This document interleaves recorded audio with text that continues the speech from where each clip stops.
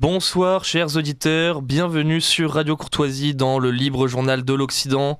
Ce soir, comme d'habitude en préambule de cette émission, je vous enjoins à nous soutenir pour soutenir vos idées, car si nous pouvons faire des émissions comme celle-ci, c'est grâce à vous, car nous ne sommes pas subventionnés, nous ne recevons aucune subvention de l'État, nous sommes libres car nous n'usons pas de publicité afin de garder une ligne indépendante et nous soutenons les idées de la cause nationale, donc c'est très important. Rendez-vous sur le site de Radio Courtoisie pour nous soutenir. Ce soir, comme d'habitude, je suis accompagné de mon camarade François-Xavier. Bonsoir François. Bonsoir, bonsoir. Et nous avons un très beau plateau ce soir parce que nous allons parler des élections en Roumanie. Car il y a eu beaucoup d'événements ces derniers temps. D'ailleurs, on pourra déborder sur d'autres élections et d'autres sujets connexes. Mais avant cela, je vais vous présenter nos invités de ce soir. J'ai à ma droite Daniel Conversano, voilà, éditeur, analyste politique, bien connu des réseaux sociaux et de YouTube. Bonsoir Daniel. Bonsoir, merci pour cette invitation.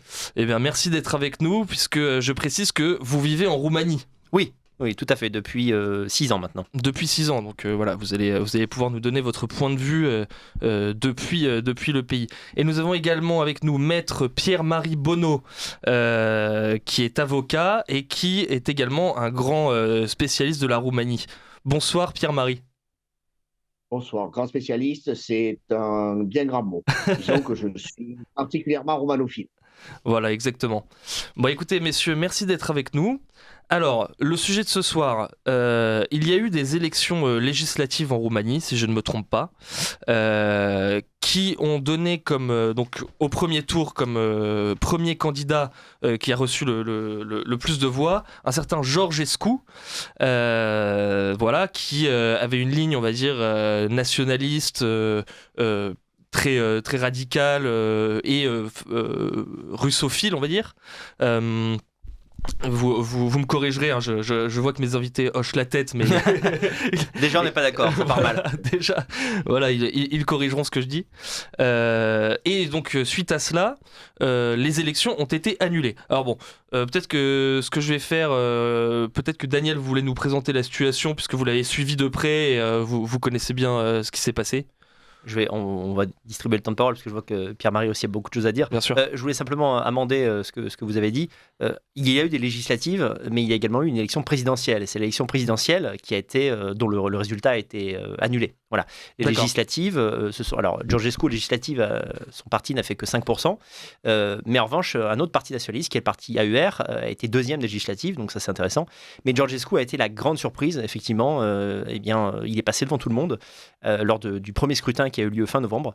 Il n'était pas du tout annoncé, mais alors non seulement au-delà de 20%, mais il n'était même pas annoncé à 10%. Et il a dépassé les candidats, on va dire ça comme ça, les candidats du système, qui étaient en fait les deux partis, c'était le parti qui était au pouvoir, le parti présidentiel, et le parti du Premier ministre également. Donc en fait, la droite et la gauche. Les Roumains, en fait, ont passé un coup de balai. Et effectivement, par rapport à ses accointances, en fait, ils lui ont reproché un peu tout, n'importe quoi, des financements occultes. Bon, ça, effectivement, si c'est prouvé, c'est un vrai problème, mais ça ne l'a pas été. Une ligne, voilà, anti-UE, anti-OTAN, et globalement, en fait, des valeurs qui vont à l'encontre de la Roumanie actuelle. Voilà. C'est un peu flou, mais c'est pour ça qu'il a été condamné. D'accord, donc c'est bien. Donc je reprends, c'est au présidentiel ce sont les présidentielles qui ont été annulées. Oui, voilà. Ils vont avoir lieu à nouveau en mai, mais sans Georgescu. D'accord, donc c'est officiel, il a été évincé du scrutin. Voilà. Pierre-Marie Bonneau, est-ce que vous voulez ajouter quelque chose déjà pour poser le sujet ? Alors, je suis totalement d'accord avec ce qu'a dit Daniel sur la chronologie. Effectivement, les législatives n'ont pas été annulées. Elles ont vu un résultat d'ailleurs très, très intéressant des forces nationales. Ce sont les présidentielles qui ont été annulées. Par contre, j'ajouterais un élément. Le coup d'État a commencé avant même la campagne présidentielle, puisque Diana Soșoacă, qui représentait le parti SOS Roumanie, s'est vu interdire par la Cour constitutionnelle la possibilité de se présenter à l'élection présidentielle. Dès avant l'élection surprise au premier tour de M. Călin Georgescu, Madame Diana Soșoacă qui est une députée européenne et qui représente un parti SOS Roumanie, qui a eu également un très bon score aux élections législatives, s'est vue interdire Très de juste. se présenter à l'élection présidentielle. Tout à fait. D'accord. Et donc sur quel motif exactement, pour les auditeurs qui n'ont pas forcément suivi ces retournements de situation, sur quoi c'est basé? Parce qu'on aura, je pense, le temps d'élaborer ensuite sur tous les différents Mais c'est intéressant de motifs parler d'elle, vous allez voir. passés, présents et futurs des interventions internes à la Roumanie et parfois même externes. Et là, donc, du coup, pour ce premier coup de force contre les forces d'opposition, quel était le motif exactement? Alors, théoriquement, et là je parlerai un peu sous le contrôle de Daniel, qui a peut-être mieux vu la situation que moi, qui était en France, même si j'ai des relations régulières avec des amis qui sont dans le parti de Madame Sochouaka et dont certains sont actuellement élus députés. Nous avons une Cour constitutionnelle en Roumanie et un organe qui vérifie la régularité de la candidature. Il faut savoir qu'il faut, pour se présenter à une élection présidentielle en Roumanie, 100 000 soutiens, 100 000 signatures de citoyens roumains, tout simplement. Ce ne sont pas des élus comme nos 500 signatures en France. Et c'est normalement un contrôle purement formel que fait cet organisme. Et là, cet organisme s'est érigé en organisme de contrôle politique, puisque c'est sur le caractère anticonstitutionnel de la candidature de Mme Sochouaka, caractère qui est quand même assez évanescent et large, Oui, tout à fait. que sa candidature a été rejetée. Oui, pas d'ajouter, c'est tout à fait juste. Et c'est vrai qu'on peut déjà faire un pont avec la politique française, parce qu'on a vu que le Conseil constitutionnel français parfois a bloqué des lois, toujours au nom des valeurs constitutionnelles. On ne sait jamais exactement ce que c'est. C'est vrai. Alors en plus, elle a été interdite 2 fois. Ils l'ont interdite de premier scrutin et du deuxième. Donc là, elle ne peut pas se présenter non plus. Alors qu'effectivement, Pierre-Marie l'a rappelé, c'est une députée européenne. Alors, bon, après, on peut en débattre. C'est vrai qu'elle a eu des propos très forts. Par exemple, elle a dit que la Roumanie devait reprendre des terres moldaves parce que ça appartient historiquement à la Roumanie, ce qui n'est pas faux d'ailleurs, hein, historiquement. Sauf que, évidemment, elle est vue comme quelqu'un qui, une fois au pouvoir, pourrait créer des soucis avec même le voisin hongrois. Voilà, elle est assez hostile. Voilà, elle a également dit qu'il fallait envoyer des exorcistes à Bruxelles pour exorciser les commissaires européens. Bon, elle a dit sur le ton de la blague, mais ça a été pris très au sérieux, évidemment, comme la Cour constitutionnelle ne partage pas les idées de cette candidate, ben évidemment, ils ont mis ça en avant pour justifier son interdiction. D'accord, oui, alors c'est vrai que ça en France, je crois qu'on ne l'a pas vu encore, le Conseil constitutionnel qui interdit un parti politique. En revanche, de la même manière, la France aussi a subi une offensive des juges qui ont récemment rendu inéligible Marine Le Pen.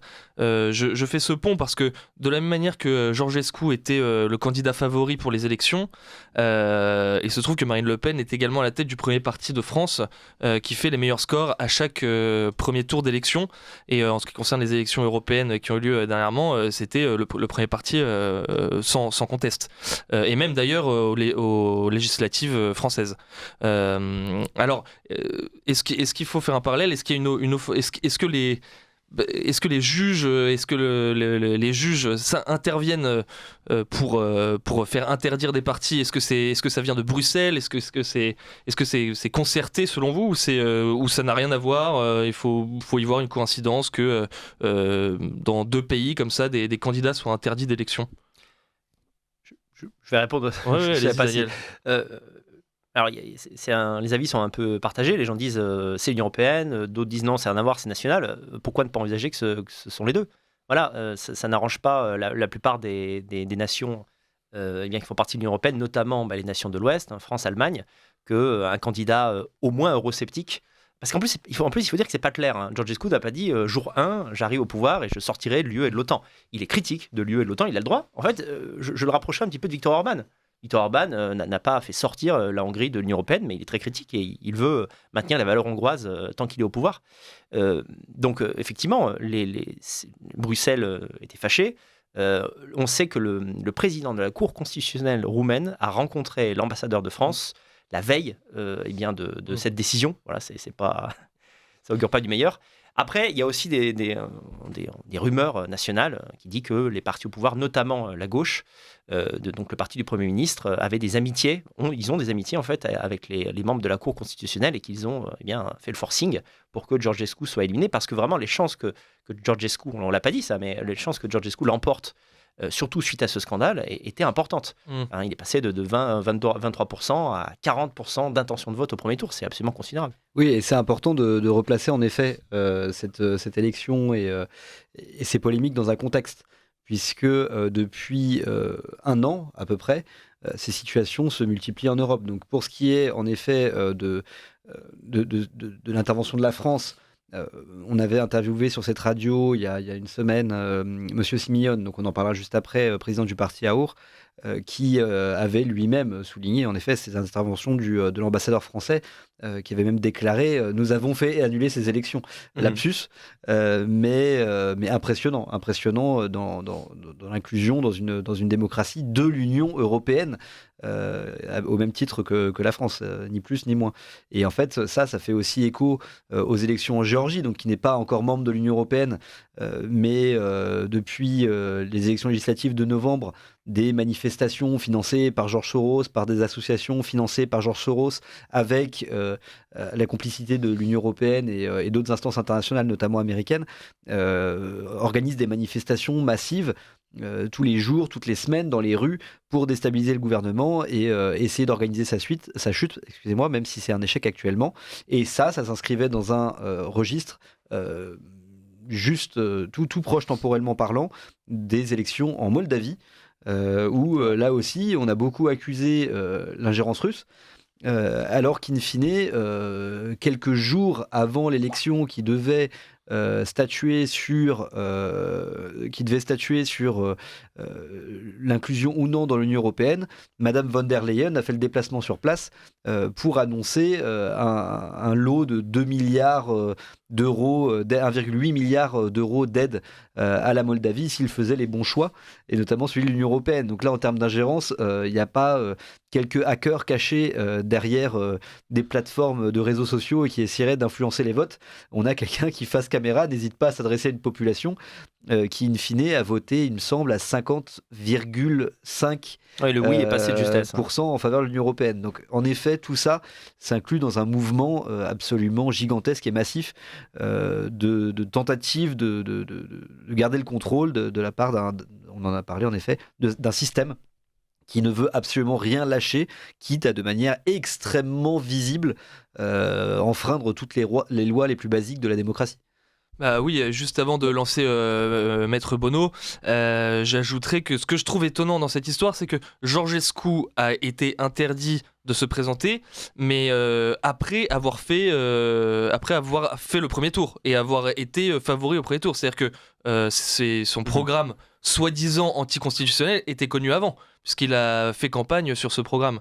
Et à partir du moment où l'élection se fait et on s'aperçoit qu'il est le gagnant de l'élection, on décrète que tout d'un coup, son programme va à l'encontre des valeurs dont on ne connaît pas trop les limites. Est-ce que ça questionne ça aussi, Maître Bono? Oui, deux observations. Première observation, je ne sais pas si c'est véritablement le programme de M. Georgescu qui a choqué ou l'attitude de M. Georgescu. Ce qu'il y a de fantastique chez M. Georgescu, c'est qu'il est fier d'être roumain. On le voit avec une épouse qui est plutôt belle. On le voit pour le jour du baptême du Christ se baigner le 6 janvier dans de l'eau glacée. On le voit se promener à cheval. On le voit en tenue traditionnelle roumaine. Je crois que c'est cela aussi qui a pas mal détonné. Le programme de M. Georgescu, en grande partie, c'est soyons roumains et fiers de l'être, reprenons confiance en nous, nous sommes un grand peuple. Et ça, c'est vrai que dans un pays où l'élite politique a tendance à singer un tout petit peu la technocratie occidentale, l'élite politique occidentale, voir un véritable Roumain se présenter avec un grand sourire et dire « je suis un ancien haut fonctionnaire international, oui, voilà, j'ai eu telle fonction, ben, je suis Roumain, je suis revenu à ma roumanité, j'en suis fier, je me baigne dans l'eau glacée, je suis solide, les vertus viriles ne sont pas déplaisantes, j'ai une femme et des enfants, j'ai réussi ma vie, et et je vais essayer de vous offrir un avenir meilleur en faisant que la Roumanie soit aux Roumains et que la politique roumaine se fasse dans l'intérêt des Roumains, y compris lorsque celle-ci peut fâcher nos voisins du nord, du sud, de l'est ou de l'ouest. Euh, Ça, à mon avis, c'est le grand tremblement de terre, beaucoup plus que le contenu du programme. Ça, c'est le premier élément. Deuxième élément, je ne veux pas utiliser la machine à remonter le temps, mais la Roumanie n'est pas le premier État dans lequel on a vu les juges réduire en néant partis politiques. Nous avons eu la Grèce avec l'épisode d'Aube dorée. Nous avions un parti qui était à plus de 5% et qui a été victime d'une véritable cabale judiciaire, au cours de laquelle tous ses responsables ont été condamnés à de multiples années de prison pour des faits manifestement bien au-delà de ce que le système judiciaire normal impose. En gros, il y avait eu une bagarre dans un bar. Dans cette bagarre, militant antifasciste avait trouvé la mort, avait été poignardé, et il se trouve que l'individu qui avait poignardé ce militant avait été un militant lui-même d'Aube dorée. Là, il a été déduit d'Aube dorée d'une organisation criminelle dont les chefs ont été coupés, je crois, de 13 ans de prison. Ça a tué le parti. Ce n'est pas la première fois que l'on voit l'autorité judiciaire, obéissant à des injonctions politiques, détruire un mouvement politique parce que celui-ci a pris de l'importance sur le plan électoral. C'est quelque chose qu'on a tendance à oublier, mais je crois que c'est le fondement de ce qui doit guider notre analyse. Est-ce que l'autorité judiciaire, instrumentalisée par les partis politiques, peut attenter à la souveraineté populaire ou au système démocratique existant dans les pays de l'Union européenne? C'est vrai que c'est un bon rappel, en effet. Et il y a un autre élément qui m'est venu en tête, c'est aussi en fait, l'histoire récente de la Roumanie. Il faut voir que le rapport aux élites des Roumains n'est pas forcément le même que dans d'autres pays. Il y a eu Ceausescu pendant des décennies, et il y a encore beaucoup de gens vivants qui ont connu donc le régime communiste de Ceausescu. Et ce qu'ils ont gardé de ce moment-là d'histoire, c'est une méfiance envers les élites. Voilà. Donc, que s'est-il passé? J'en parlais, j'ai oublié de dire que ma compagne était roumaine, et elle a une théorie qui, je crois, se tient. Elle me dit, mais en fait, s'ils ne voulaient pas que Georgescu l'emporte, ils auraient dû le laisser se présenter pour le deuxième tour, parce qu'au deuxième tour, il avait des chances ou des risques, selon qu'on le soutienne ou pas, de perdre. Alors que ce qui s'est passé, c'est que vraiment toutes les élites du pays ont dit non, il ne faut absolument pas qu'il soit, c'est un danger pour la Roumanie, etc. Et ce qui s'est passé dans la tête des gens, c'est qu'ils se sont dit, ah oui, ils veulent pas qu'on vote pour lui. Alors on va voter pour lui. Donc ce phénomène était vraiment impressionnant. Vous avez un candidat qui passe de 22 à 23% à 40-44% dans les sondages en espace de 2 mois. Vous voyez un peu la psychologie du peuple roumain, et c'est intéressant, il faut avoir ça en tête aussi. Et d'où le report de voix massif sur M. Simion, aujourd'hui du parti AUR, qui bénéficie en fait de ça. Il a dit au micro de Radio Courtoisie qu'il condamnait fermement cette attaque à la démocratie contre M. Georgescu, mais puisque, on en parlait tout à l'heure, la présidente de SOS Roumanie n'a pas pu non plus se présenter pour prendre la suite de M. Georgescu. Maître Bonneau, vous pourrez expliquer pourquoi également après. Et en fait, le seul candidat qui leur reste n'est pas un candidat qui portait la même ligne totalement, mais qui reste le candidat le plus externe au système qui reste sur l'échiquier politique aujourd'hui. Et donc, c'est sur ça que se reporte le peuple roumain pour faire entendre son mécontentement. Pour répondre rapidement, Simion, le soir du premier tour, a eu à faire un choix. Et pour moi, il a fait le bon. Il aurait pu dire je ne soutiendrai pas Georgescu pour ne pas perdre mes chances ou parce que je suis en désaccord avec lui sur tel ou tel point. Il faut rappeler aussi que Georgescu était dans le parti AUR avant, voilà. Et finalement, il a soutenu vraiment corps et âme Georgescu pendant cette période. Il était avec lui aux manifestations, il était derrière lui, il voulait absolument que Georgescu puisse se présenter. Il a même dit qu'il s'effacerait, qu'il ne se présenterait pas si Georgescu pouvait se gagner, et avait le droit de se présenter à cette nouvelle élection. Et du coup, Georgescu lui renvoie l'ascenseur. Voilà, maintenant qu'il ne reste plus que Simion, Georgescu dit j'appelle mes électeurs à voter pour Simion. Alors est-ce que ça va marcher? On le saura en mai prochain, je crois. Et je rebondis là-dessus parce que c'est vrai que je reviens sur ce parallèle avec Marine Le Pen qui a été rendue inéligible par jugement. C'est vrai qu'en France, on sait très bien que, et d'ailleurs certaines attitudes et certaines déclarations de la juge à l'origine du jugement nous font quand même penser qu'il y a quelque chose d'idéologique derrière, parce elle s'est réjouie, etc., de manière quasiment ostentatoire de cette condamnation. Parce qu'en France, il y a le syndicat de la magistrature, environ un tiers des magistrats y seraient affiliés, et on sait que c'est un syndicat d'extrême gauche.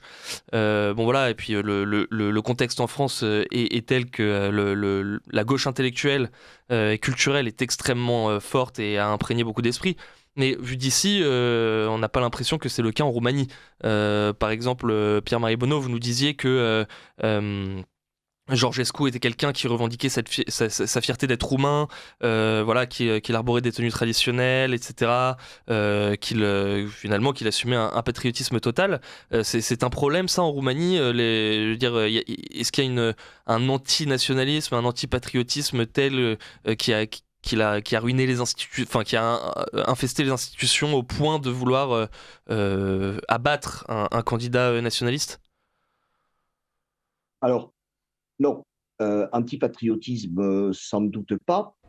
Mais vous savez, le Roumain a d'abord une identité roumaine. Il parle roumain. Le Roumain n'a pas la même conscience de l'État que nous l'avons. D'ailleurs, je pense que dans une situation où l'État s'effondrerait, le Roumain serait beaucoup plus solide que ne le sera sans doute le Français. Un Roumain, c'est un Roumain, point. C'est un descendant d'une merveilleuse alchimie entre Das de Décébal et Romain de Trajan. L'hymne roumain le rappelle d'ailleurs. Et par contre, c'est quelqu'un qui a été pendant longtemps occupé. La Roumanie, la petite union, c'est 1859, autour d'Alexandre Cousin. C'est récent. Les impôts pour un Roumain, pendant très longtemps, ils ont servi à bâtir des palais à Topkapi ou à engraisser la noblesse magyar. Donc le Roumain n'a pas le même rapport à l'État que nous, c'est une certitude. Par contre, il a un véritable rapport à son identité roumaine. Et ça, on ne la lui arrachera pas. Ouais. Georgescu, quelque part, c'est l'illustration de ce phénomène qui est spécifique à la Roumanie, qui existe dans d'autres pays. Je pense à l'identité québécoise au Québec, par exemple. Il n'y a pas eu d'État et il y a une identité très forte qui a été préservée. L'identité roumaine, c'est quelque chose à la fois de divers. Vous ne confondrez pas l'identité ni même la langue d'un Vlach, d'un Valaque, d'un Moldave, d'un Transylvanien, et même à l'intérieur de ces trois grandes unités, des sous-ensembles qu'il y a. En Monténie, vous utiliserez encore le passé simple. En roumain, si vous l'utilisez en Moldavie, vous allez faire sourire. Il y a des spécificités très claires qui font que ce pays est profondément identitaire. Georgescu est arrivé en leur disant votre identité, elle est bien. Et puis, vous pouvez réussir tout seul. Vous n'avez pas besoin ni de l'Occident ni des autres.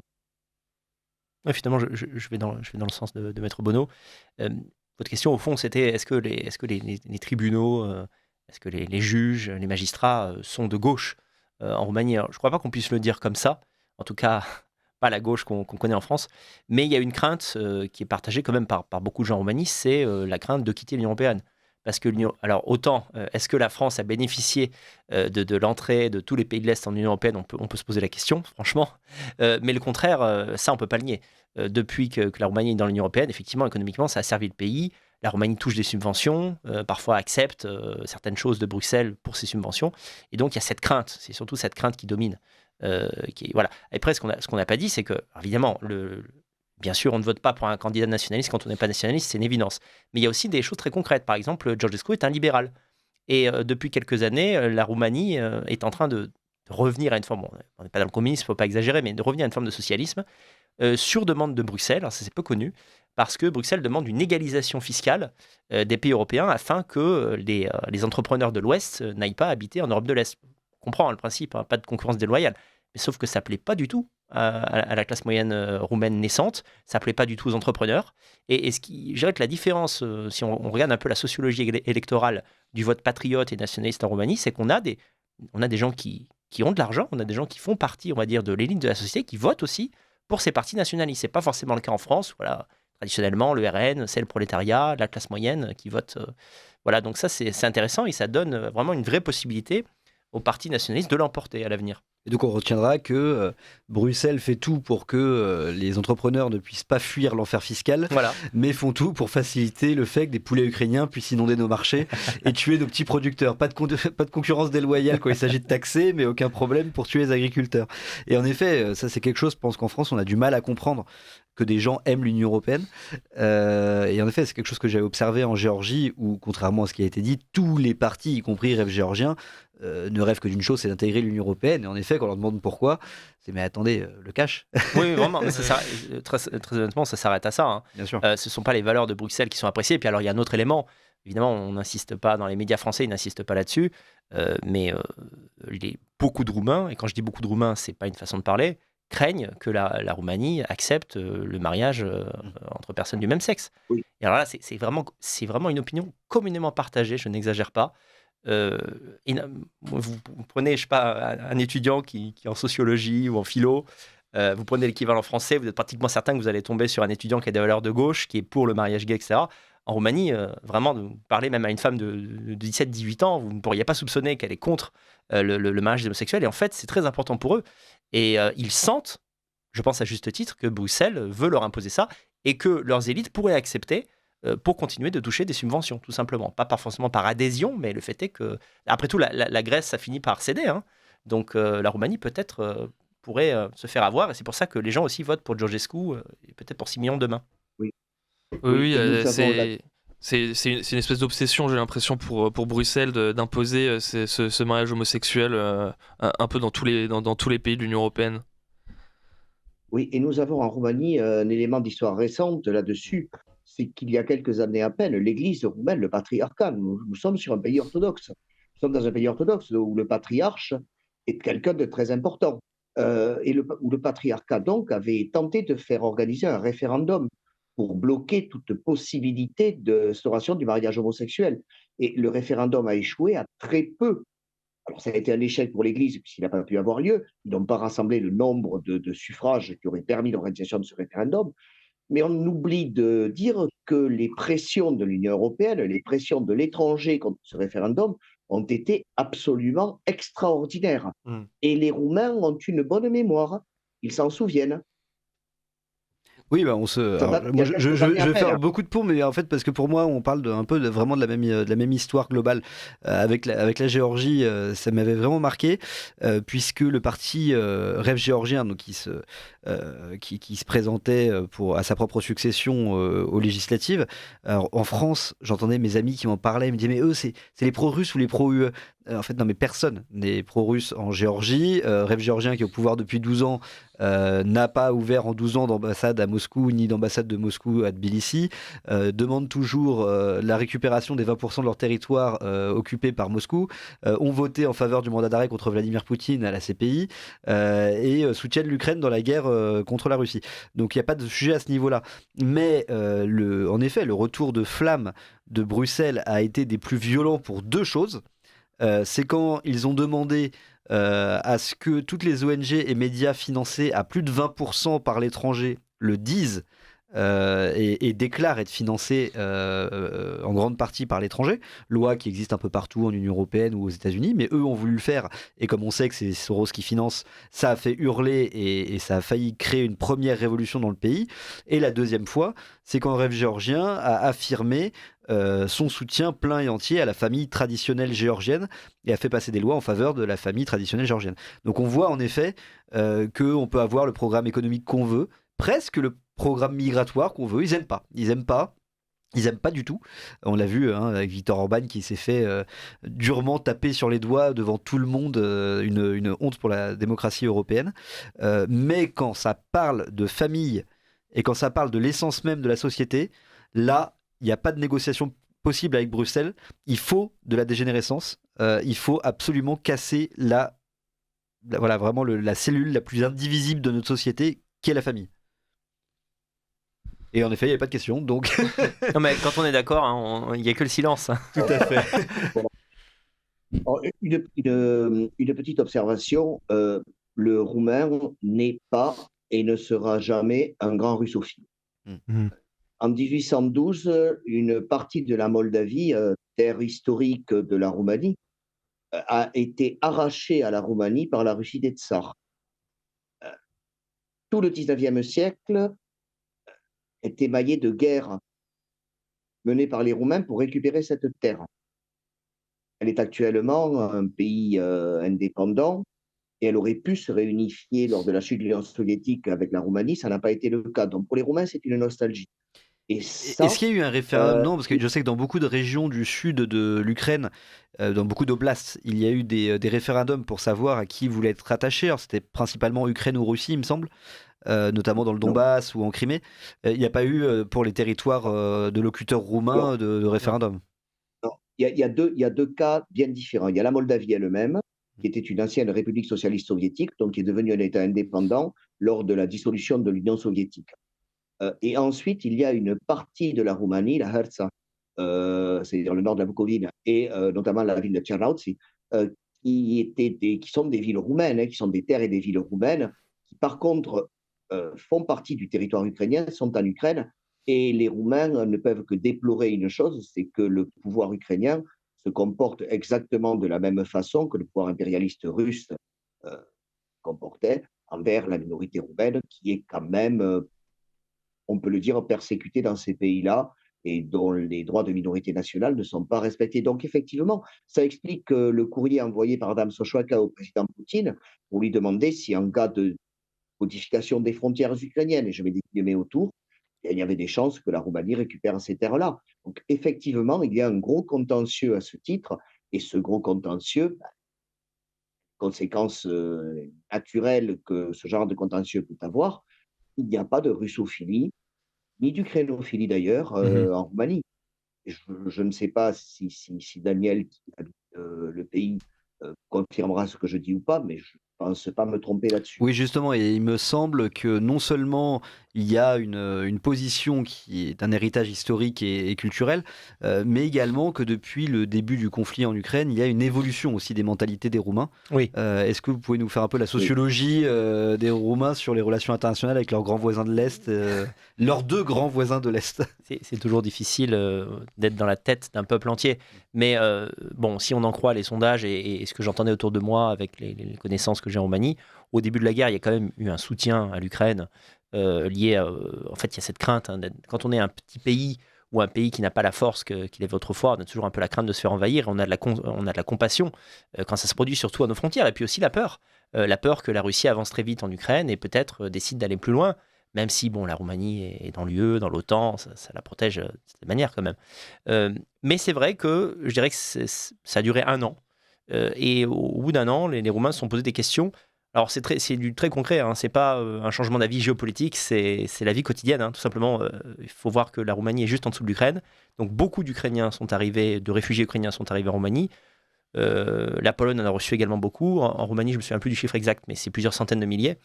Et est-ce que la Roumanie était prête à accueillir autant de personnes en même temps? La réponse, c'est non.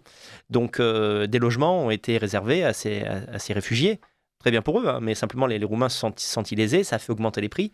Des hôtels ont été réquisitionnés, donc le prix de l'hôtellerie a modifié. C'est des choses très concrètes, évidemment. Quand on compare à la guerre, on se dit, bon, ils sont vaches, ils sont égoïstes. Mais enfin, c'est comme ça la politique.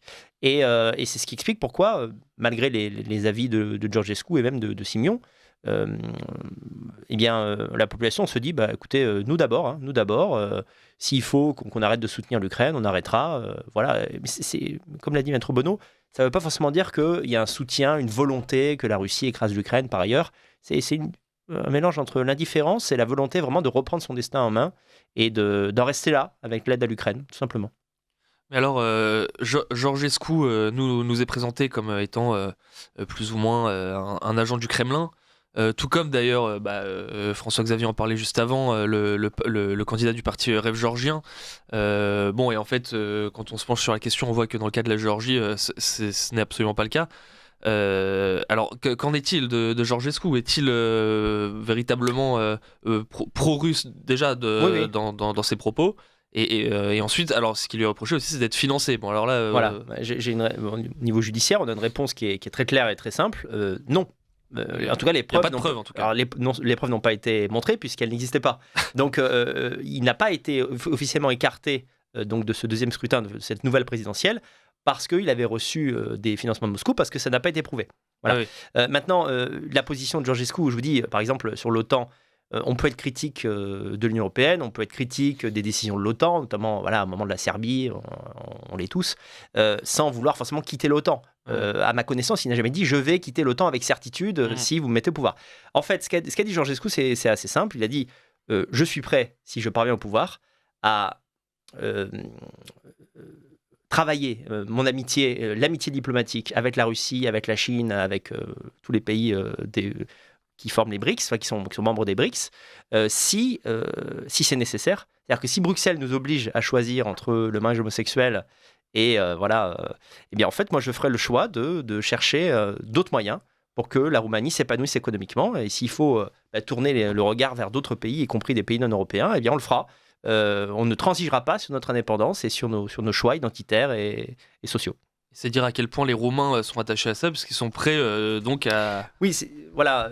Rapidement, on peut aussi parler de la Moldavie. C'est vrai que la Moldavie est dans une situation économique qui est critique. On pourrait dire comment ça se fait que la population ne veut pas rejoindre l'Union européenne, au moins pour essayer. Et ça, vraiment, nos auditeurs doivent bien comprendre que toutes les nations et tous les peuples d'Europe et du monde n'ont pas une vision post-historique de la vie et des peuples, voilà, et de l'avenir des peuples. C'est-à-dire que concrètement, vous vous interrogez un Moldave, il peut vous dire, mais entre guillemets, je m'en fiche. Voilà, la Moldavie va s'en sortir, c'est une phase de notre histoire où on est pauvre, mais on ne veut pas rejoindre l'Union européenne pour X ou Y raison. Et ça paraît incompréhensible pour certains Français ou certains peuples occidentaux. Ouais, ils refusent des subventions au nom du fait qu'ils veulent pas se marier avec un homme. Ils sont prêts à accepter en tout cas la difficulté. Et d'ailleurs, c'était pareil longtemps. Orban est resté au pouvoir, il est d'ailleurs toujours au pouvoir, bon là il est en difficulté, mais il est resté des années, alors que parfois Bruxelles a sanctionné la Hongrie en envoyant plein d'argent, parce que eh bien, Orban refusait les migrants. Mais tout comme les Français un peu embourgeoisés n'acceptent pas de comprendre qu'il y a un autre sujet durant les élections présidentielles que l'économie. Oui, voilà. À chaque fois, on dit écoute, avec ce qu'on voit, avec ce qu'on entend, on est content de penser ce qu'on pense. Non. Quand même, Marine est nulle en économie, ce qui n'est pas forcément faux. Oui, mais quand même, la petite Lola, qu'est-ce qu'on peut faire? Il y a des choses plus importantes. Mais mon livret A. Oui, d'accord. Mais bon, les vagues migratoires à Lampedusa, à Ventimille, qui traversent, qui nous envahissent à l'échelle d'une ville moyenne de province chaque année. Oui, mais mon livret A. Oui, d'accord. Mais et en fait, à chaque fois qu'on essaye de montrer l'affaiblissement culturel, ethnique ou autre de la France, on nous ramène au fait que, en effet, Marine Le Pen, je ne confierai pas la charcuterie de mon quartier à gérer économiquement parlant. Et c'est un vrai problème, ça, toujours se ramener constamment à des subventions à Bruxelles, à la fiscalité, à l'économie, au développement, à l'inflation, et que ce soit le seul et unique sujet qui soit toujours traité en politique aujourd'hui. Oui, mais je pense qu'on a du mal, nous, en France et en Europe de l'Ouest en général, à percevoir la mentalité des Roumains, des Hongrois, des Polonais, des Moldaves, etc. Parce qu'en fait, ce sont des peuples qui sont encore très croyants. C'est-à-dire que je ne sais pas quelles sont les proportions, mais la majorité des gens vont à l'église, prient, etc. Donc en fait, vivent une transcendance. Et donc pour eux, évidemment, il y a des choses plus importantes que leur livret A. Tout à fait, il n'y a pas que la vie sur Terre. Voilà, c'est ça. Tout simplement. Bah, ce qui fait une énorme différence, effectivement. C'est ce qui fait qu'on a les lois qu'on a en France et qu'on les a pas en Roumanie. Et pour cause, d'où le fait qu'ils soient prêts à voter pour un candidat comme Georgescu, quitte à se mettre à dos Bruxelles.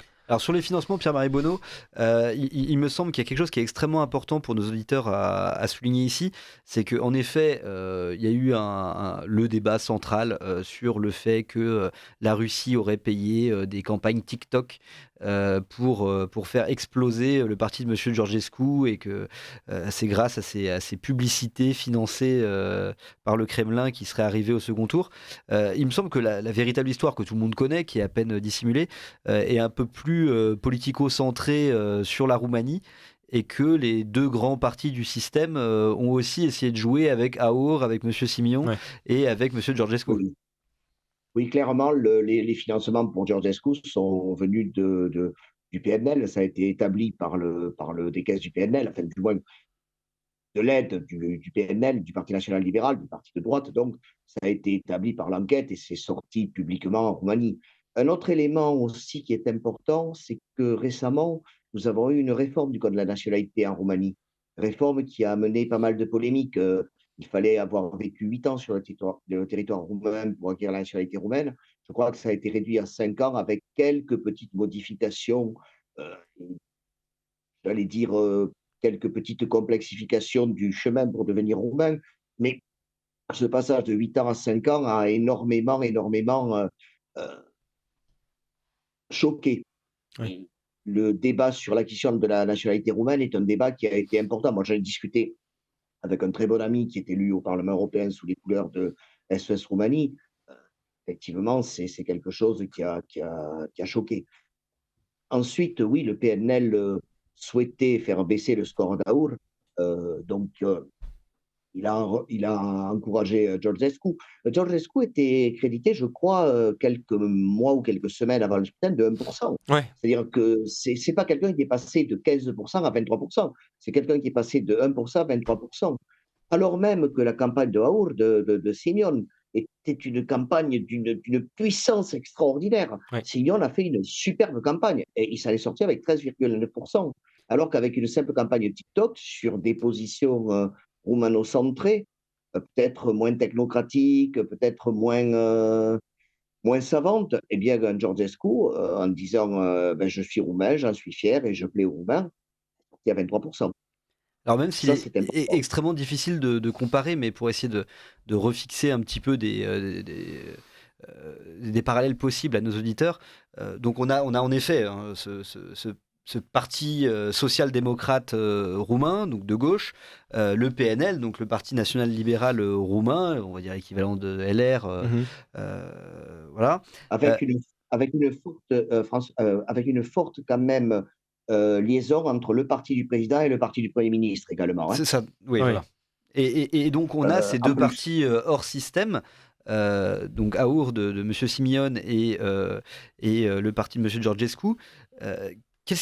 Comment est-ce qu'on pourrait essayer de transposer ça? Parce qu'en fait, on sait que il y a des vues qui sont assez proches, notamment même sur l'économie, puisqu'on a parlé de libéralisme de Georgescu. M. Simeon, sur ce micro, disait lui-même qu'il croyait en la libre entreprise et au marché libre. Donc il y a peu de... En fait, il y a peu de différences vraiment idéologiques. On sait que M. Georgescu a brillé notamment en imposant de nouveaux thèmes dans la campagne. Donc on a parlé de ces territoires de locuteurs roumains, voilà, de thèmes qui étaient un peu plus radicaux que ceux traités par monsieur Simeon. Donc en fait, ils se rejoignent un petit peu sur la doctrine de fond, mais se séparent sur les moyens d'action et sur les nouveaux thèmes abordés dans la campagne. Est-ce qu'on pourrait dire que monsieur Simeon est plus comparable à une Marine Le Pen et monsieur Georgescu à Éric Zemmour? Pas vraiment. Pas vraiment. Je comprends la volonté de créer un relief. Mais je dirais, dans les deux cas, on est à droite de Marine Le Pen, hein, très clairement. Oui, bien sûr. Mais Même dans les 4 cas. écoutez, j'ai moi-même essayé de comprendre pourquoi finalement Georgescu a dépassé Simeon. Alors déjà, pourquoi Georgescu a quitté AUR? Alors, il y a sans doute plein de raisons qu'on ne connaît pas. Après tout, on n'est pas dans les petits papiers du parti.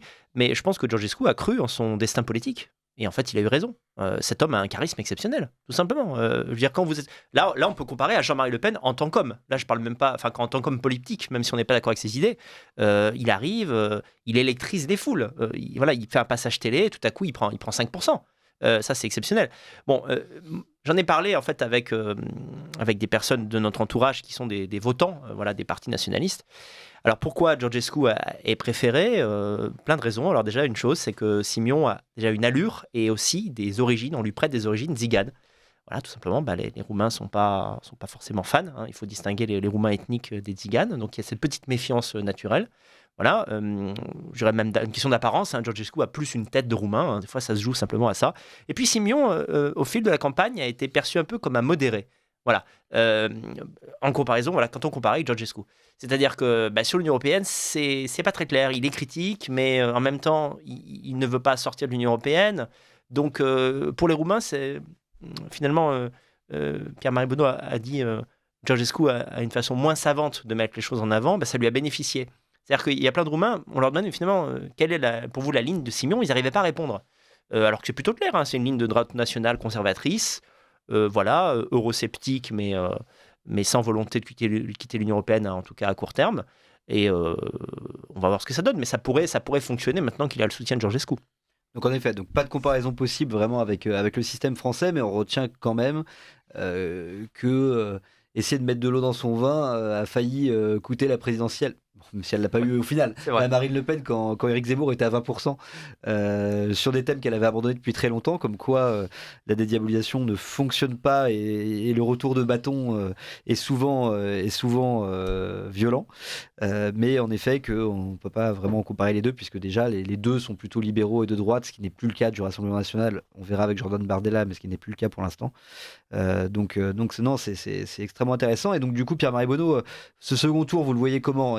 Est-ce que, alors là, du coup, j'ai le mauvais défaut de toujours vouloir ramener les choses à la France pour essayer d'imager les choses pour nos auditeurs. Est-ce que ce qu'on appelle le Front républicain en France, une alliance de tous les partis du système contre Monsieur Simion, est-ce qu'elle est possible déjà? Est-ce que la gauche roumaine peut s'allier avec la droite roumaine pour faire barrage à un nouveau venu?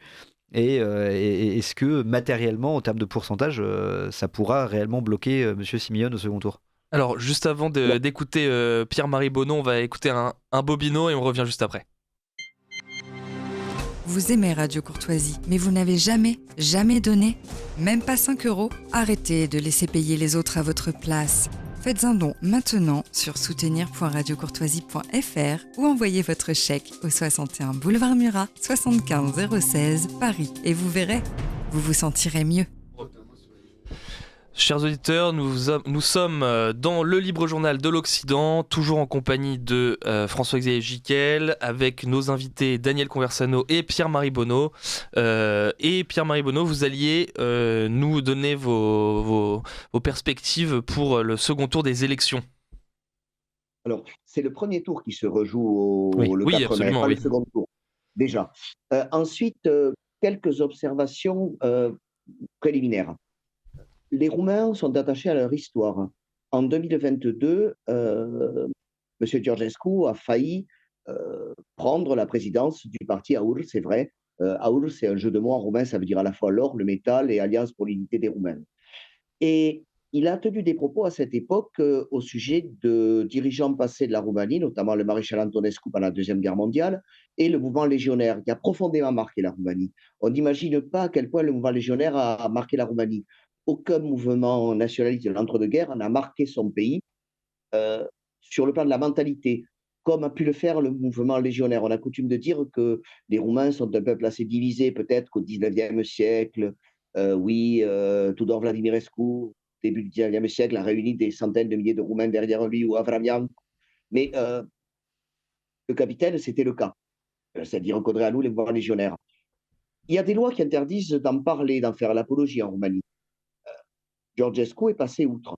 Georgescu a assumé pleinement que ces gens-là avaient sans doute fait des erreurs, mais qu'ils avaient aussi de très très bons côtés pour le pays. Ça a été assez sidérant. Ensuite, le Roumain n'est pas un homme de gauche, naturellement. D'abord, le Parti social-démocrate, c'est l'ancien Parti communiste, il ne faut pas l'oublier. Et après la chute de Ceausescu, nous n'avons pas eu de démocratie en Roumanie, mais nous avons eu une révolution volée. Nous avons eu l'époque des Petre Roman, des Iliescu, les mineurs de Timișoara qui sont allés tabasser les étudiants dans les rues de Bucarest. Donc il y a quand même là-dessus une méfiance, sinon une haine envers ce parti socialiste, c'est rouge repeint en rose. Ça change avec les nouvelles générations, effectivement, c'est moins prégnant qu'il y a 15 ans, mais ça existe encore. La Roumanie est un pays qui a connu une résistance anticommuniste extrêmement forte. Le dernier maquisard anticommuniste qui a été capturé, c'est Ion Gabrielao Goranu. Il a été capturé le 23 juillet 1976. C'est-à-dire que vous avez eu des résistants anticommunistes jusqu'en 1976, et cette guérilla, la foi, c'est une chouannerie, un peu comme notre Vendée militaire. C'est une guérilla qui a fait autour de 100 000 morts, selon les estimations les plus courantes. Donc, il y a quand même là-dessus un passé qui est important. Et l'appréciation de Simion et Georgescu peut aussi se faire à l'aune de ce passé. C'est vrai. Ensuite de quoi, il y a un autre élément, alors c'est un élément qui effectivement est très politiquement incorrect, il y a eu 800 000 exilés volontaires durant le communisme de Roumanie, durant la période communiste. Ce sont des gens qui ont puis se rendre en Israël parce que pour des raisons religieuses, historiques, ils se sentaient israéliens et non pas roumains. Tous les gouvernements roumains depuis la chute communiste ont refusé de rendre la nationalité roumaine de plein droit à ces gens-là, leur disant pour retrouver la nationalité roumaine, eh bien, vous ferez comme tout un chacun et vous prouverez que vous êtes des Roumains. Simeone a accepté, sans doute dans un but de dédiabolisation et pour rendre sa candidature plus acceptable, de renoncer à cela en disant oui, oui, moi je leur rendrai la nationalité roumaine, c'est pas grave.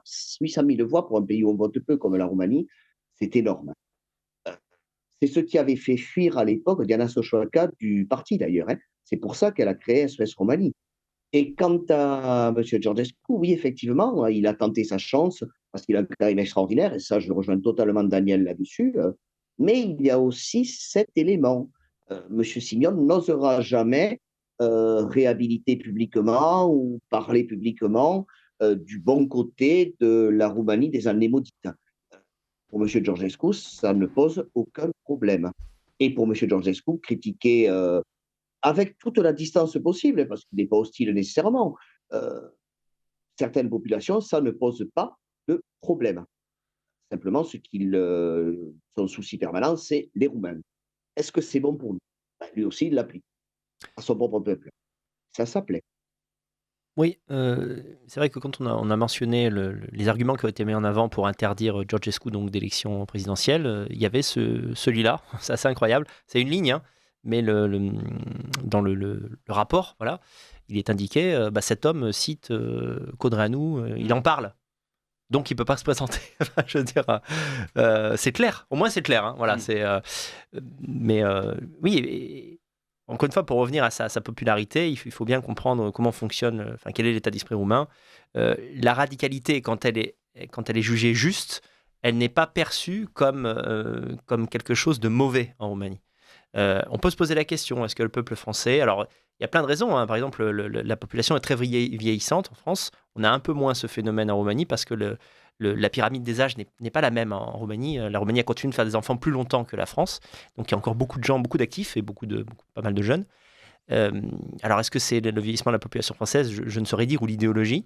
Mais on l'a vu, quoi qu'on pense d'Éric Zemmour, on peut ne pas être un électeur d'Éric Zemmour, mais ce qui a été reproché à Éric Zemmour, y compris d'ailleurs, hein, par des gens de droite, c'est il va trop loin, il est trop radical, il dit des choses qu'on ne peut pas dire, c'est Oui. pas applicable, enfin, oui, toutes ces D'ailleurs, bêtises. juste j'ai une petite parenthèse là-dessus parce que on peut faire le lien justement avec les déclarations de Georgescu. Éric Zemmour, lui, fait pas la promotion du maréchal Pétain, mais disons qu'il en parle comme quelqu'un qu'on devrait considérer dans l'histoire de France et qui ne soit pas voué aux gémonies. Mhm. Et alors, bon, alors en France, il n'est pas encore interdit d'inéligibilité, mais il a quand même été condamné à 10 000 euros d'amende. Donc ça va un peu dans le même sens en fait. Ouais, ben, effectivement, il y a des sujets sensibles, alors qu'il n'a échappé à personne qu'Éric Zemmour est juif lui-même. Alors, Éric Zemmour serait-il antisémite ou est-ce que c'est simplement quelqu'un Tout est possible. qui regarde l'histoire avec un peu d'objectivité? Et concernant du coup, Maître Bonneau, vous avez parlé donc de certaines composantes de la population roumaine. Il me semble que la question des minorités en Roumanie est aussi quelque chose de brûlant, puisqu'on parlait tout à l'heure des Tziganes, et en effet, il y a une forte minorité rome en Roumanie. Il y a eu des problématiques politiques liées à ça ces dernières années.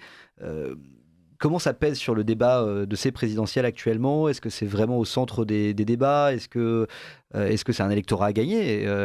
Ou est-ce que c'est un fardeau pour une partie de la population, pour l'identité roumaine tout entière? Comment c'est perçu et comment ça pèse sur ces élections?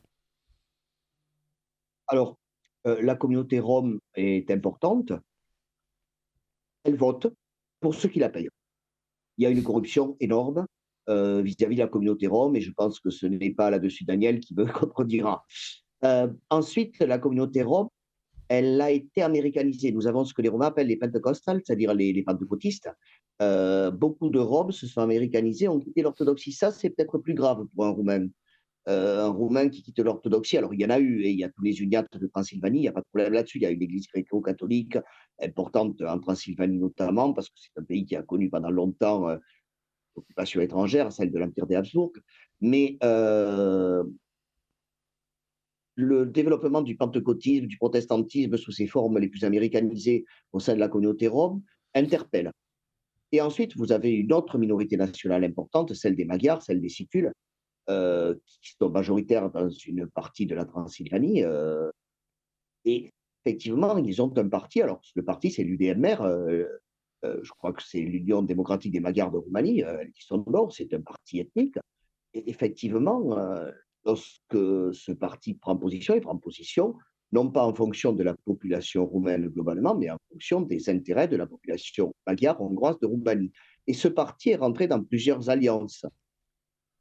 Ça pose un problème pour les Roumains, effectivement, puisque pour eux, c'est un parti de l'étranger. Donc, le problème des minorités est un problème important en Roumanie qu'il ne faut pas négliger, surtout si on y rajoute le problème des irrédentismes roumains avec l'union tellement désirée avec la Moldavie, au moins mythiquement, et la récupération des terres volées par l'Union soviétique et données à la République socialiste soviétique d'Ukraine, qui est devenue l'Ukraine actuelle, au moins territorialement. Je voudrais ajouter quelque chose, tout ça est très juste. Là, il s'agit de groupes ethniques qui sont présents en Roumanie depuis longtemps, parfois même des siècles. Mais il y a un nouveau sujet en Roumanie qui est l'immigration. Alors c'est vrai que quand on parle de Roumanie, on pense pas forcément à l'immigration, parce que c'est un pays qui, évidemment, c'est pas comparable avec la situation en France. Mais depuis notamment, en fait, depuis la fin du Covid, environ, enfin la fin des mesures anti-Covid 2022, l'immigration légale, je dis bien l'immigration légale, a explosé. En Roumanie, on parle de centaines de milliers d'arrivants. Je crois qu'en tout, on est à 150 000. C'est quand même important dans un pays qui est moins peuplé que la France. Alors, pour quelles raisons ? Déjà, beaucoup de Roumains ont quitté la Roumanie parce que leurs commerces ont fermé pendant le Covid. Donc, ils sont allés tenter leur chance ailleurs. Il y a toujours une volonté d'aller voir ailleurs si l'herbe n'est pas plus verte. Même si la Roumanie va mieux, il y a beaucoup de Roumains qui veulent essayer de faire leurs études ailleurs. Donc, ça fait beaucoup de départs. Et puis, alors que les jeunes médecins français viennent faire leurs études en Roumanie par manque de place dans notre pays. Mais tout à fait juste. À Cluj, vous avez une faculté où il y a énormément de Français parce que le diplôme, l'examen est d'une complexité en France qui est absolument délirante, alors qu'il faut des médecins. C'est encore un autre sujet, mais voilà. Et alors, la Roumanie va mieux économiquement qu'autrefois, donc elle devient un pays attractif. Bien sûr, on ne peut pas le considérer en tant que Français, mais quand vous êtes Népalais et vous voyez en fait les salaires moyens en Roumanie, vous dites pourquoi pas. Donc évidemment, il n'a pas fallu plus de 2-3 ans pour que cette immigration pose problème. Et les Roumains, qui l'a subi, ça c'est la même chose un peu partout, les classes populaires. Évidemment, ces gens sont logés plutôt à la périphérie de Bucarest. Alors évidemment, pour l'instant, ça reste quand même quelque chose de résiduel, on va dire, qu'on retrouve dans des grandes villes comme Cluj, Brașov un petit peu, et puis surtout Bucarest. Mais c'est un argument, Vous interrogez les Roumains, ils disent non, mais c'est bon, maintenant, il y en a marre. Et comme chez nous, il n'y a que les partis de droite nationale qui ont un discours contre cette immigration, qui veulent la réguler, la réduire, la contrôler, en somme. Alors la question que je me pose, c'est... Oui, pardon, allez-y Pierre-Marie Bonneau, je réagirai après. Oui, c'est quelque chose que j'ai pu constater moi-même. J'étais en novembre dernier en Roumanie. Alors, j'ai constaté deux choses. D'abord, que les manifestations de l'entre-deux tours contre Georgescu étaient particulièrement squelettiques. J'ai vu du monde, mais pas les centaines de milliers de personnes qui paraissaient sur nos médias. J'ai vu du monde arriver dans des bus, notamment avec des 4-5 personnes qui descendaient d'un bus venu de l'autre bout du pays. Ça m'est arrivé en promenant du côté de la place de l'université de le voir. Et puis, j'ai vu également une immigration. C'est vrai que dans les restaurants roumains, on voit dans les arrière-cuisines, généralement, des non-roumains et des gens originaires du monde hindou, enfin, du monde du Valais, de cette région du monde, en quantité, ce qu'on ne voyait pas avant. C'est une réalité. Cette réalité, elle est tangible, elle est touchable, on la voit. On la voit et la Roumanie change d'année en année. J'y vais depuis une quinzaine d'années, très régulièrement, et on voit le changement, effectivement. Oui, je ne peux que rejoindre là-dessus, Daniel. On le voit particulièrement à Bucarest, effectivement. Puis comme c'est arrivé vite, ça a choqué beaucoup de monde. Donc je ne suis pas bien certain que ça continue. En tout cas, il y a eu une réaction électorale qui est... qui a été rapide du coup. Ouais. Ce que je voudrais aussi ajouter, alors ça n'a pas de rapport avec le sujet présent, mais revenir un petit peu sur la question du mariage entre personnes de même sexe, ça ne m'obsède pas du tout, mais par contre, ça obsède les Roumains. Et ce que j'ai oublié de dire, c'est que, alors il y a une Gay Pride en Roumanie, et j'ai eu la curiosité d'y aller une année. Et je peux vous... Bah oui, j'habite dans la ville, pourquoi pas, on va voir ce qui se passe. Je peux vous assurer qu'il faut lutter pour trouver des Roumains. Voilà. Ah oui. Alors, je me suis renseigné, j'ai essayé de comprendre, en fait, comment il y a quand même quelques milliers de personnes, disons 5 ou 10 000, Alors, qui sont ces gens ? Alors, bon, vous avez les expatriés qui ont des valeurs progressistes qui viennent, des homosexuels, évidemment, qui sont là. Et puis, vous avez des avions qui sont affrétés pour que des manifestants qui viennent d'autres pays défilent dans la rue pour faire le nombre.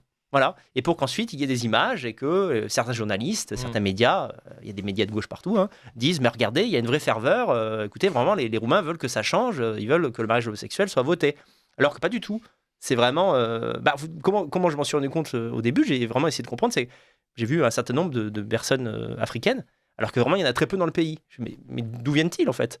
Et ce sont des étudiants qui en fait viennent pour un week-end à Bucarest, de France, d'Allemagne. Tout frais payé par Soros. Ouais, ou d'autres associations, mais effectivement c'est à noter.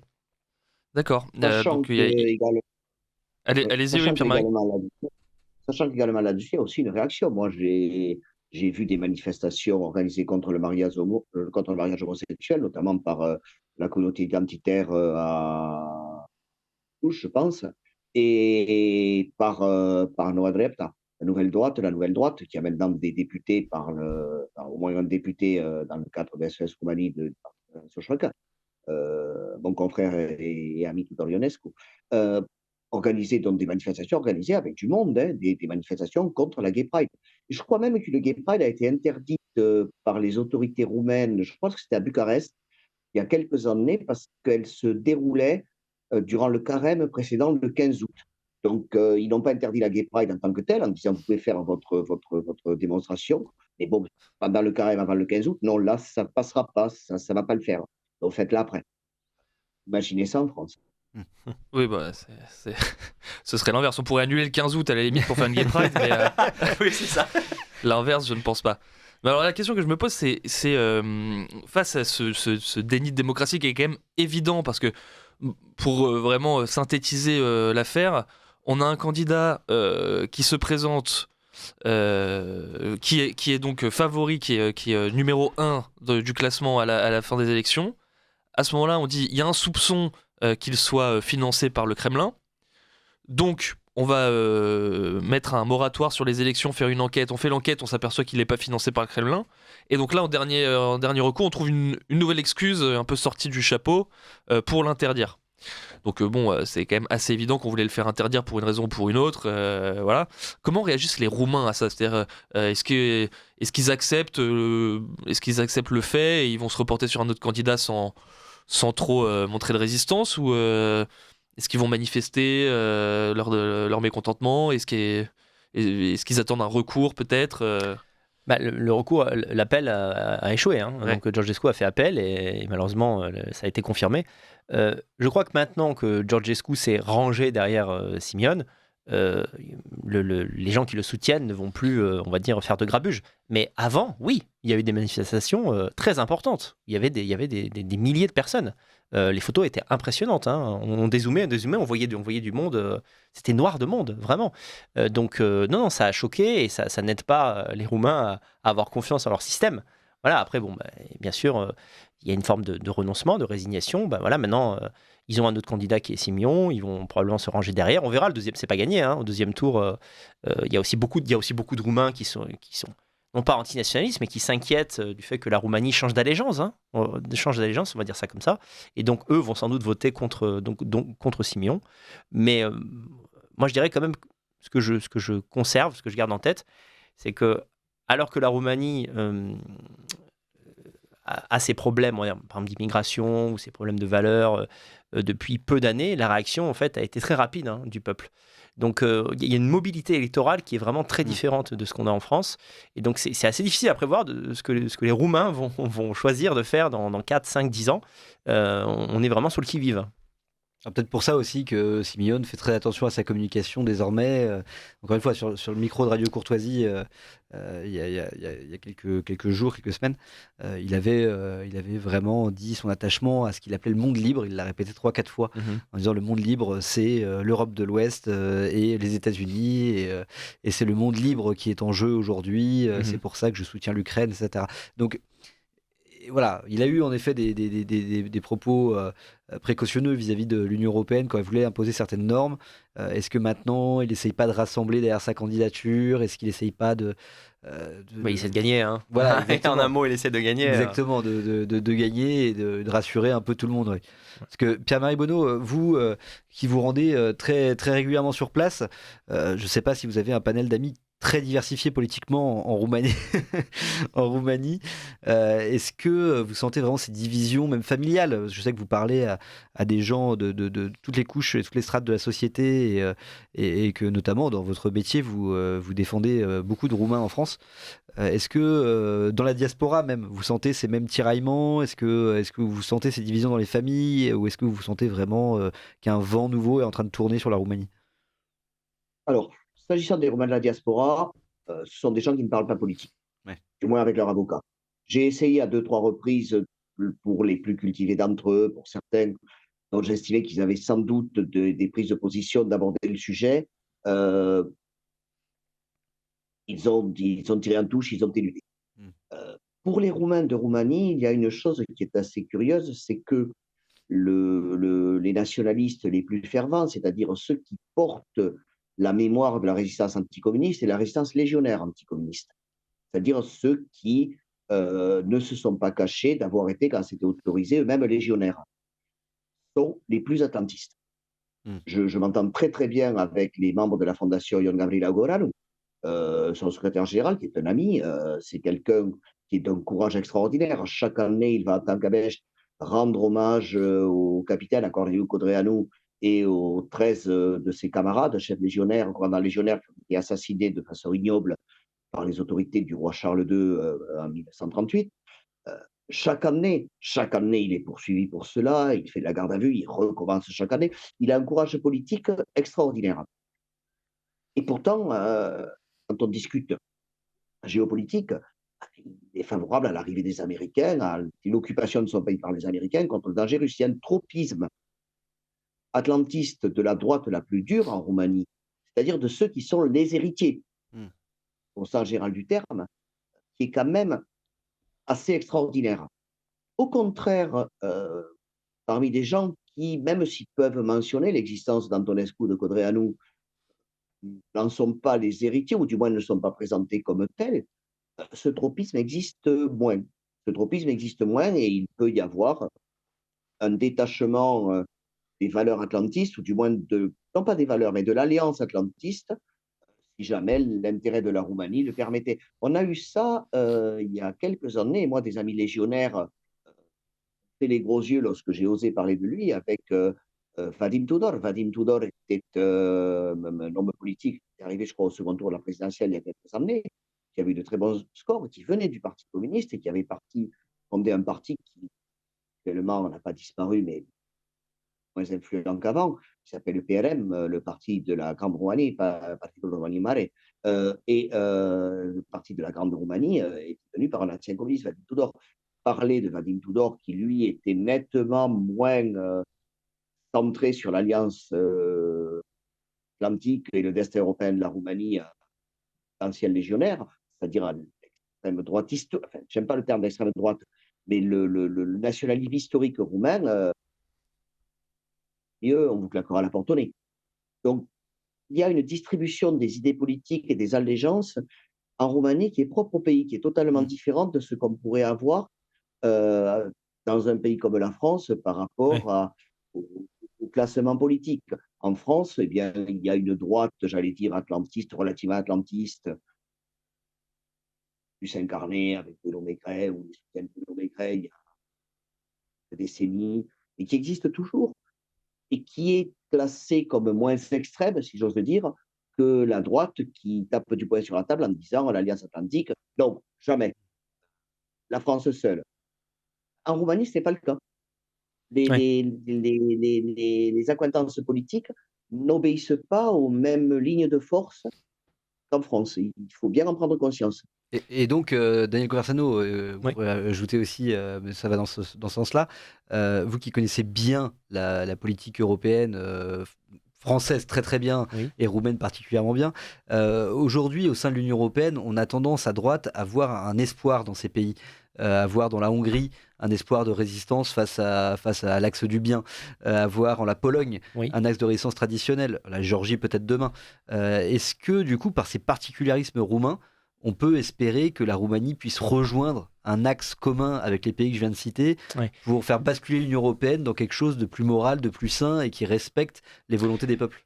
Mais il y a eu un espoir, à un moment donné, c'était l'espoir Visegrad. C'était ces pays en Europe centrale qui avaient des valeurs conservatrices, identitaires. On se demandait si une autre Europe allait pas naître au sein de l'Europe. Et puis finalement, qu'est-ce qui a brisé un peu ce rêve? C'est bien les vieux antagonismes. Voilà, les positions. Par exemple, Orban a une position sur la Russie qui est modérée. Voilà, il ménage un peu la chèvre et le chou. Il n'est pas totalement contre l'Union européenne, mais enfin, voilà, il veut réduire l'aide à l'Ukraine. Et il veut surtout pas se fâcher avec la Russie. Et la Pologne n'aime pas ça du tout, parce que vraiment, il y a une unanimité en Pologne contre la Russie. Bon, pour des raisons historiques qu'on peut tout à fait comprendre. Alors, qu'est-ce qui rend difficile, je vois le projet que vous avez en tête, mais vous savez, les antagonismes entre la Roumanie et la Hongrie, ça existe toujours. Et donc, je vois mal comment ces pays pourraient faire front commun. On pourrait le souhaiter pour des raisons civilisationnelles européennes, historiques, mais je ne suis pas certain que ça soit possible. Voilà, mais c'est vrai qu'on arrive un peu aux limites des comparaisons politiques aussi entre pays, parce que tout à l'heure on a parlé de la gauche socialiste roumaine. Par exemple, la gauche socialiste roumaine n'est pas progressiste sur le plan des mœurs. Voilà, donc c'est parce que c'est, comme l'a dit Pierre-Marie Bonneau, effectivement, elle est issue de l'ancien parti communiste, qui n'était lui-même pas un parti progressiste du tout. Évidemment, ils le sont restés, et ils ont beaucoup d'électeurs qui sont âgés, et en Roumanie, les personnes âgées ne sont pas du tout progressistes, c'est le moins qu'on puisse dire. Voilà, en France, il y a quelque chose qui nous agace énormément, nous les patriotes, c'est que les expatriés qui vivent dans des pays où on vit bien, croyez-moi, on vit très bien dans ces pays-là, depuis l'étranger, votent Macron, et voire même Mélenchon très fort. Et alors que les Roumains, la diaspora roumaine qui vit en Occident a tendance à voter pour les partis nationalistes roumains. Ça, c'est vraiment intéressant. Alors tout à fait, Pierre-Marie Bonneau l'a souligné, les Roumains n'aiment pas parler de politique. Ça, c'est vraiment quelque chose, c'est très différent des Français. N'importe quel Français, voilà, vous faites un covoiturage avec un Français, il va vous parler politique tout le long. En partant d'ailleurs du principe que vous êtes de gauche. Oui, ce que j'allais dire. Je ne pose pas la question. C'est plus facile pour certains que pour d'autres. Voilà, moi, je vous donne un exemple très concret. Ma compagne a évidemment des amis, des amis qu'elle a gardés de sa faculté, de ses années faculté. Je suis incapable de vous dire pour qui ces personnes votent. Oui. Je n'en ai pas la moindre idée. Vraiment, même par suggestion, il faudrait vraiment être dans leur cerveau. Mais en tout cas, on a les sondages sortis des urnes. La diaspora, notamment qui habite en France, a tendance à voter AUR. Donc ces gens viennent en Occident, bon, ils voient les bons côtés, puis ils voient aussi les mauvais. Et c'est intéressant. Oui, il y a une lucidité, j'imagine. J'imagine parce que justement ils ont peut-être pas de biais idéologique. C'est vrai que nous en France on parle beaucoup de politique, aussi parce que oui c'est culturel, c'est-à-dire que les chaînes d'information nous en parlent en permanence. Je dirais aussi un pragmatisme tout simplement. On va essayer des choses, ça marche pas, on arrête. Voilà. Par exemple au début les Roumains n'étaient pas forcément défavorables à l'immigration. Dans le sens où ils se disaient enfin on est suffisamment attractif pour recevoir des gens, c'est-à-dire les gens veulent venir chez nous. Et puis une certaine immigration se comporte mal, ils sont là, bah non, attendez, on va mettre AUR, on va mettre Georgescu, il faut calmer les choses. Vous voyez, et ça il y a un dynamisme, voilà, et ça c'est vraiment quelque chose qui est plaisant. Parce que, en fait, finalement, si je comprends bien, les divisions entre les partis sont faites surtout sur des questions économiques ou des questions comme ça. C'est vrai que nous, en France, il y a des divergences vraiment sur des questions morales. C'est entre les conservateurs, quoique ça se lise quand même énormément, parce qu'aujourd'hui, même un parti comme le Rassemblement National, finalement, ne remet pas en cause ni le mariage gay, ni... bon, à part l'immigration, en fait, l'immigration est devenue le sujet central. Mais c'est vrai que, comment dire, la comparaison entre les pays atteint ses limites, parce qu'en effet, comme dit Pierre-Marie Bonneau, la droite la plus radicale de Roumanie va être complètement atlantiste. Peut-être est-ce lié aussi au fait que la puissance militaire de la Roumanie est moindre par rapport à la France. Alors, bien sûr. Effet, en France...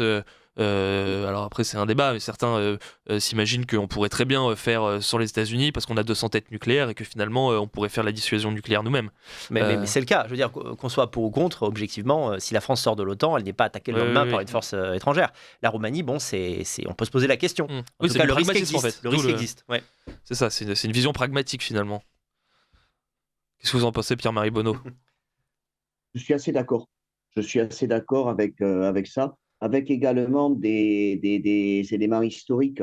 Il ne faut pas oublier que le mouvement légionnaire roumain a été persécuté. Le mouvement légionnaire, c'est le mouvement qu'on pouvait assimiler, même si ça serait sans doute une erreur profonde, au mouvement nationaliste à chemise de l'entre-deux-guerres, à chemise de couleur. Ce mouvement n'a pas été condamné en 1945. Pourquoi? Parce qu'il était illégal sous le gouvernement du maréchal Antonescu, et donc il a été jugé totalement innocent des crimes qui ont pu être commis en Roumanie par les forces de l'Axe ou leurs alliés. Il a été puissamment aidé pendant la guerre froide par l'Occident. D'abord parce que ses chefs historiques étaient réfugiés en Occident, je pense à Orias Sima en Espagne, et ce mouvement a donc bénéficié d'une assistance de tous les jours par les forces américaines, des parachutages. Les maquis anticommunistes roumains ont été systématiquement aidés par l'armée américaine et par les services secrets américains. Ça explique peut-être ce tropisme pro-américain. Et d'ailleurs, les militants de ces mouvements ne comprennent pas qu'il soit interdit. Ils disent, on n'a pas de sang sur les mains, on s'est toujours bien comporté. Pourquoi est-ce que vous nous dites que ce n'est pas bien? Sans réaliser que ce sont leurs propositions politiques qui vont à l'évidence contre l'esprit du temps occidental, alors même qu'elles sont souvent partagées par une grande partie de la population roumaine. Oui, bah, c'est vrai que, encore une fois, c'est vrai que comment dire, l'histoire des pays influe énormément, même si alors le communisme roumain n'a peut-être pas été le pire. Bon, j'imagine que ça devait quand même être un moment désagréable. Oui. Mais d'où le fait qu'effectivement, ils se disent mieux vaut les USA que la Russie communiste, peut-être. J'imagine. Nous, en France, bon, c'est vrai qu'on n'a pas vécu le communisme, donc on a encore un parti communiste et une extrême gauche extrêmement forte. Et c'est intéressant de parler de ça parce que en France, le marxisme est encore utilisé comme un outil rhétorique plutôt positif. Oui, c'est vrai. Et en Roumanie, bon, Même à droite. il y a une gauche en Roumanie, hein, il y en a malheureusement un peu partout, mais la gauche ne peut pas utiliser le marxisme comme un tremplin pour ses idées. Ça marche pas du tout là-bas. On ne peut pas vraiment parler de marxisme culturel parce que dès qu'on perçoit en fait dans un discours une forme d'égalitarisme, l'idée de l'homme nouveau, etc., ça marche pas du tout. Il y a une méfiance, oui. Ça marche pas du tout. Vraiment, ça marche pas du tout. Ce qui peut marcher le mieux, c'est de dire en gros, il faut qu'on copie les Américains parce que les Américains ont de l'argent. Oui. Voilà, ça peut marcher. Alors, c'est complètement absurde. Hein. On va dire, regardez, les Américains, l'Amérique est un pays multiculturel, ils ont de l'argent, donc il faut être multiculturel pour avoir de l'argent. Voilà, ça marche sur certains Roumains, mais pas du tout l'idée de l'égalitarisme et du gauchisme au sens où on l'entend en France. Oui, bah c'est vrai que le marxisme culturel en France, mais même à droite, hein, je veux dire, je me souviens que Éric Zemmour parlait à je ne sais plus quelle personnalité d'extrême gauche, je ne sais plus, c'était Clémentine Autain ou quelque chose comme ça, il disait je suis plus marxiste que vous. C'était presque. Oui, comme c'était une qualité. C'est ça, c'est une qualité. Il faut se battre pour être le plus marxiste possible. Bon, bah c'est vrai que là-dessus, faut qu'on s'inspire de la Roumanie, entre autres. Mais ceci dit, on peut aussi s'inspirer des USA. On en parlait dans la dernière émission. Vu qu'on suit un petit peu tout le temps ce qui se passe aux USA, on se disait qu'avec l'arrivée de Trump, ce serait peut-être l'occasion de continuer à suivre. Mais bon, finalement, non, on s'en éloigne. Alors ça, c'est quelque chose qui va être intéressant, je pense, à voir dans les prochaines années. Parce que pour l'instant, on commente beaucoup sur ce que fait Trump, mais en fait, je disais à un débat il n'y a pas longtemps à quelqu'un qui me disait ça va, il nous reste que 4 ans. Et j'ai dit non, mais en fait, surtout, ça ne fait que 2 mois. Calmez-vous. Et en fait, j'étais à Londres à la conférence de l'ARC, qui est une grande conférence des conservateurs occidentaux. Et il y a quelque chose qu'on a observé, c'est une omniprésence des Américains, alors qui, eux, venaient tâter le terrain. Mais surtout quand on voyait la cour d'Européens qu'ils avaient autour, qui essayaient de grappiller 5 minutes de leur temps pour leur tendre une carte de visite de tel mouvement politique européen de pays du Nord, de l'Ouest, de l'Est, du Sud. Et en fait, on voit que Donald Trump a mis fin pour l'instant à l'USAID, mais je sens qu'il y a quand même une autre stratégie. Non plus vassaliser les États du Sud par une aide massive financière qui les oblige à suivre la politique américaine, mais à soutenir, et on l'a vu avec Elon Musk notamment en Allemagne, à soutenir des mouvements d'opposition en Europe. Oui. pour que l'Europe s'aligne sur les intérêts américains, clairement. Alors on pourrait dire pour que l'Europe se réveille et défende les valeurs de toujours de l'Occident, mais non, c'est clairement pour que les Européens s'alignent sur les intérêts américains, mais on le sent. Et en effet, Monsieur Simeone, je l'ai rencontré à Londres, c'est là qu'on a pris attache la première fois, et il était bien entouré. Et je ne parle pas de femmes. Il était bien entouré par des gens venus d'outre-Atlantique, et voilà, des gens qui le soutiennent, au moins moralement. Et je pense que dans les années à venir, pas seulement en Roumanie, mais dans tous ces pays européens dans lesquels des élections vont arriver prochainement. On a vu encore une fois Marine Le Pen qui a eu des tweets de soutien après sa condamnation un peu partout, notamment d'outre-Atlantique, et notamment de Donald Trump, la fameuse interview dans son bureau. Et je pense que dans les années à venir, les Américains vont essayer de peser de tout leur poids sur les prochaines élections qui auront lieu un peu partout en Europe, pour aider les partis d'opposition. Écoutez, chers amis, on s'achemine petit à petit vers la fin de l'émission.